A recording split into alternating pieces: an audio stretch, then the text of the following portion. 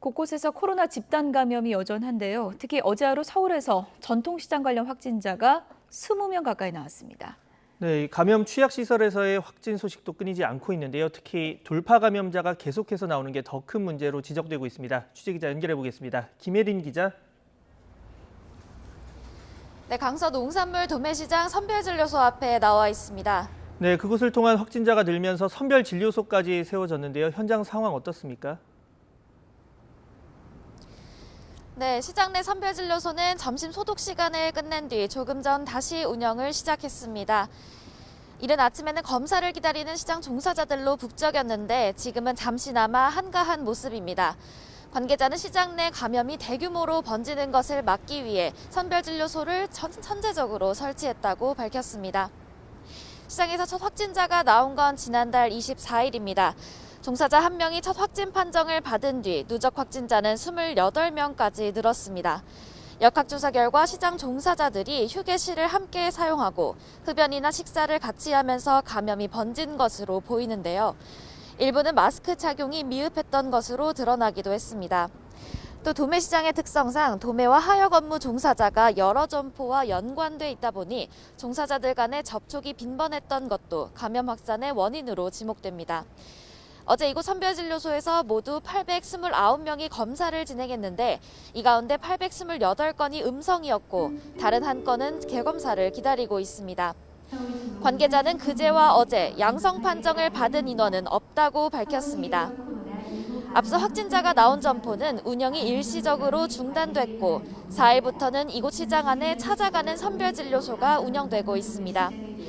앞서 서울 송파구 가락시장에서 829명이 무더기로 감염되고 마포구 농수산물시장 관련 확진자가 71명으로 불어나는 등 시장 관련 집단 감염이 잇따르고 있는데요. 특히 일부는 백신 접종을 마치고 2주가 지나 감염된 이른바 돌파 감염 사례로 확인돼 방역당국이 긴장하고 있습니다. 시장 관련 집단 감염이 이어지는 데다 돌파 감염까지 확인되자 서울시는 주요 시장에 찾아가는 선별진료소를 설치하기로 했습니다. 또 이번 주 안으로 도심권 중대형 시장에 방문자 관리를 위한 안심콜을 도입할 예정입니다. 또 최근에 요양시설에서도 확진자가 계속 나오고 있죠. 네, 그렇습니다. 요양원이나 요양시설, 정신병원과 같은 감염 취약시설에서의 집단 감염이 끊이질 않고 있습니다. 경기 용인시 요양원에서는 지난 4일 첫 확진자가 나온 뒤 사흘 만에 누적 확진자가 12명까지 늘었습니다. 종사자 4명, 입소자 8명입니다.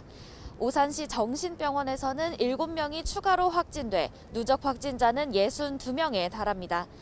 서울 구로구에 있는 어르신 돌봄시설에서도 확진자가 2명 늘어 지금까지 26명이 양성 판정을 받았습니다. 시설 종사자 1명이 지난 2일 확진 판정을 받은 뒤 이용자와 가족으로까지 감염이 번진 겁니다. 이처럼 요양시설, 정신병원과 같은 감염 취약시설에서 집단 감염이 산발적으로 발생하는 데다가 일부 기관에서는 돌파 감염이 확인되고 있어 방역당국이 촉각을 곤두세우고 있는데요.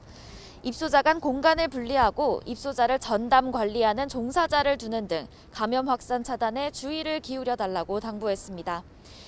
또 감염 취약시설 입소자, 종사자를 대상으로 돌파 감염을 막기 위해 추가 접종을 서두를 계획입니다. 직장 관련 감염도 이어졌습니다. 경기 남양주시 건설 현장 관련 확진자는 나흘 만에 27명까지 늘었습니다. 용인시 택배사업 관련 확진자는 40명에 달하고요. 이 밖에도 양주시 골판지 제조업체 관련 13명, 포천시 가구 제조업체 관련 17명이 감염됐습니다. 지금까지 강서 농수산 도매시장 선별진료소에서 YTN 김혜리입니다.